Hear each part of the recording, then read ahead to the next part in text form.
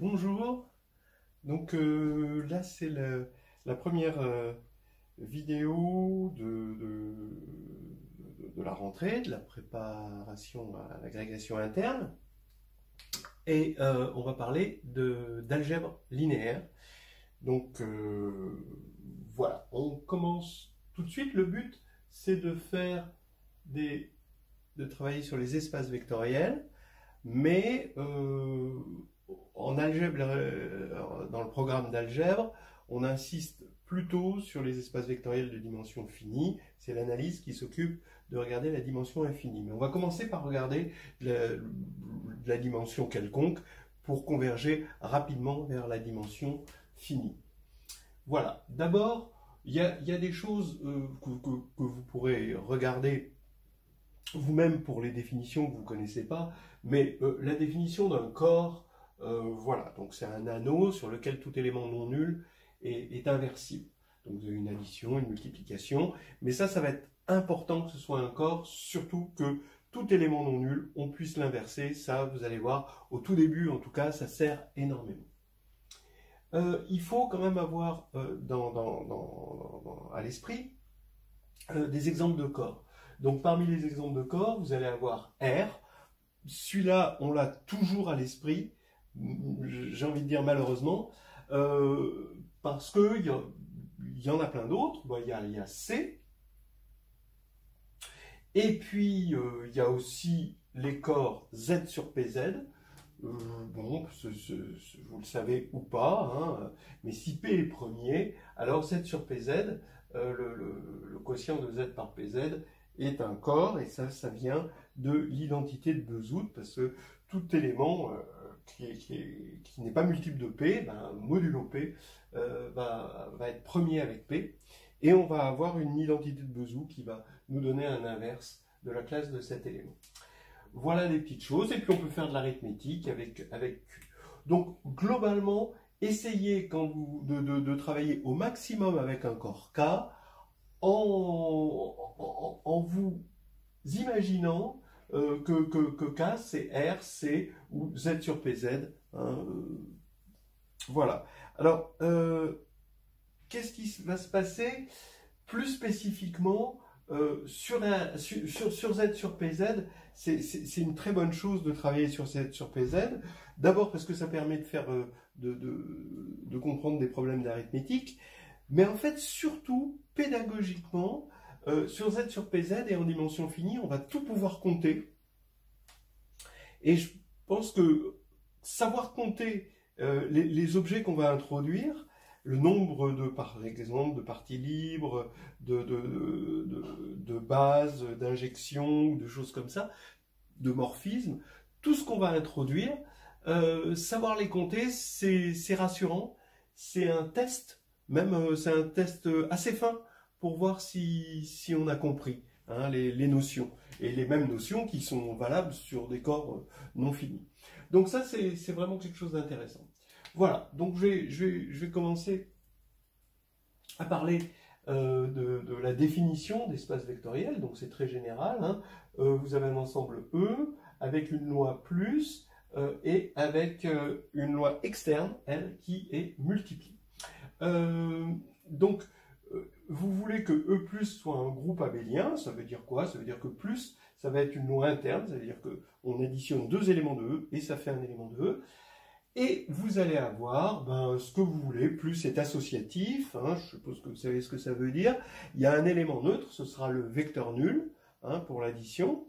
Il va y avoir un élément symétrique, ça va être l'opposé, hein, donc tout vecteur va avoir son opposé.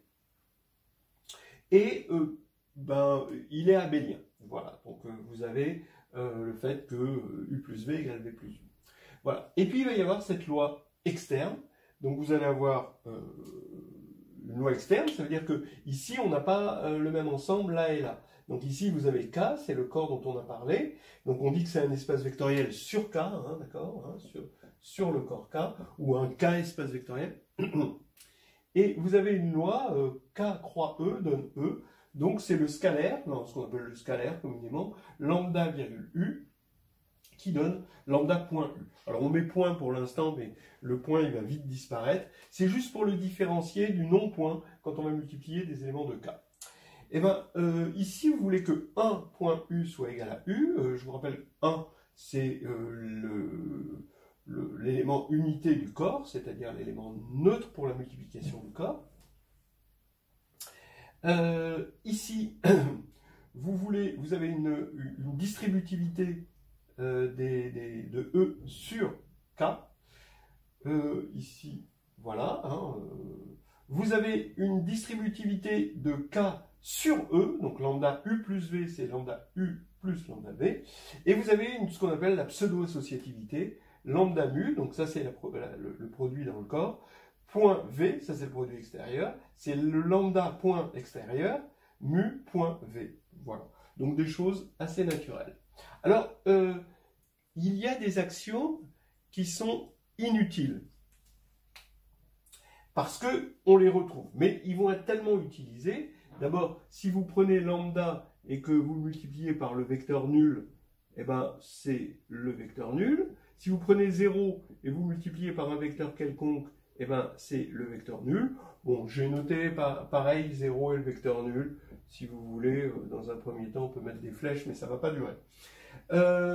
Maintenant, ben, si vous prenez moins v, donc c'est l'opposé pour la structure de groupe abélien, ben, vous vous doutez que ça va être moins 1 donc, fois v. Donc c'est des petits exercices que vous pouvez faire. Et il y a des choses qui sont non dites. D'ailleurs, ici, vous avez en exercice, hein, vous pouvez faire le fait que si lambda.v égale le vecteur nul, alors soit lambda égale 0, on est dans ce cas-là, soit v, c'est le vecteur nul. D'accord? Ça aussi, vous pouvez le faire en exercice. Maintenant, donc, il y a toutes ces choses qui ne sont pas, parce que ce serait redondant hein, dans ce système d'axiomes. Il y a aussi des choses qui sont en trop. Vous pouvez faire en exercice, donc ça c'est un exercice qu'on corrigera aussi, que abélien est en trop. C'est-à-dire que c'est pas la peine de rajouter abélien. Bon, il est là, on va pas le jeter maintenant. Abélien est en trop. On peut montrer sans abélien que le groupe est abélien avec ces axiomes-là. Voilà, on a dit déjà pas mal de choses. Le but maintenant, quel est le but? Ben, c'est le programme un peu de Descartes, c'est-à-dire de faire de la géométrie, c'est-à-dire de faire en sorte que la géométrie soit la plateforme commune à tous les problèmes qu'on va pouvoir rencontrer dans la nature, et qu'ensuite, cette géométrie soit traitée par le calcul en assimilant les espaces vectoriels à des objets de calcul. Et l'objet de calcul, ça va être l'espace Kn. Voilà. Donc cet espace Kn, bon, dimension finie, ou après il y a l'équivalent de dimension infinie, mais faire en sorte que on puisse traiter des problèmes là-dedans où on peut faire du calcul. Et ça, c'est quoi? Bah ça, ce petit funiculaire entre E et Kn, il va provenir de l'existence de bases. Alors je dis Kn, bon, après on peut avoir des choses plus en dimension infinie. Hein, voilà. Ok.